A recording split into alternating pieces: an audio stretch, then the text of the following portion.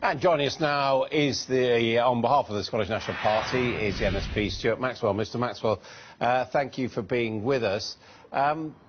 Is it a bit much to say you're extending the hand of friendship to the rest of the UK when we all know perfectly well you want to dump the rest of the UK? No, we decided the decision in September on the referendum. That's in the past. The fact is that what we're doing is we want to make the Scottish voice at Westminster stronger than it's ever been, but at the same time we're offering real progressive policies to people across the UK. I think that'll be very welcomed, and we're the only party that is providing a platform of anti-austerity agenda. There's clearly a cuts agenda from the rest of the UK parties. We want to make sure that we invest in the economy, create jobs, and particularly invest in support and defend our public services, particularly the NHS. I think that's a set of policies published today in their manifesto that will be welcomed, not only by people in Scotland, but also by people in England, Wales and in Northern Ireland. As I understand it, if you leave aside independence, your second goal in your party constitution is to look after the interests of the people of Scotland. So what it comes down to is you want a better deal for the people of Scotland than for the rest of the UK. In that sense, we're not all in it together. Well, we are all in it together because that was the decision that was taken in the referendum. But of course the MPs in Scotland will be fighting for the Scottish interest. I assume the MPs from England will be fighting for the English interest the same way the MPs from Wales and Northern Ireland will be doing their best for their constituents. That's the normal practice of MPs. Of course we'll be fighting for the people of Scotland, but also what we are saying is we need to end austerity. We must invest in our economy.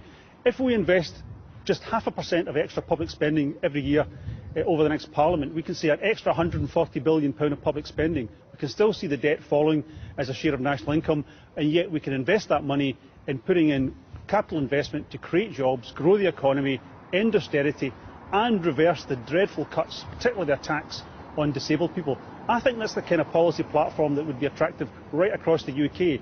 People said, you want to be part of the UK, vote no. Well, that's what happened.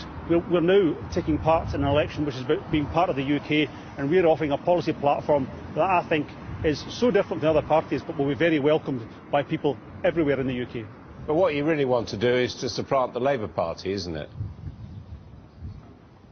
We want to win as many seats as possible across Scotland. Of course we want to beat all the other parties in this election, because we believe that sending the biggest and the strongest group of SNP MPs to Westminster will create the maximum benefit for the people of Scotland, but also for the people of the rest of the UK. People across this country are sick and tired of austerity, and they're sick and tired of the Tory and Lib Dem cuts that they've had to face over the last few years. I think many people will actually welcome what we are doing. This is not about supplanting anybody, it's about putting a strong voice in Westminster, to put a backbone inside the Labour Party, and to make sure we end austerity and invest in our economy. But the fact of the matter is, in Holyrood you've done deals with the Tories in the past, so when you say you wouldn't necessarily do deals with the Tories in the future, the past precedent contradicts that, doesn't it?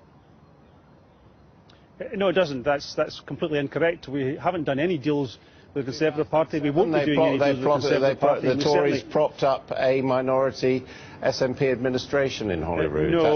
No, I don't know where you get your information from, but it's incorrect.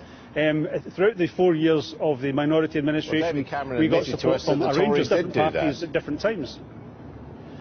The Tories did vote for our budget on occasions. The Labour Party voted for our policies on occasions. The Liberal Democrats voted for our policies on occasions. So different parties at different times supported that minority administration. But we can absolutely assure the people of the UK that we will not support the Conservatives. We will not allow David Cameron back into number 10 if we have any say in the matter. This is about a progressive alliance of policies that will make a difference and support the people of Britain, and I think that's what people want. They're fed up with the Tory agenda. Let's make a change, a real change, on May the 7th, and in Scotland you can do that by voting SNP.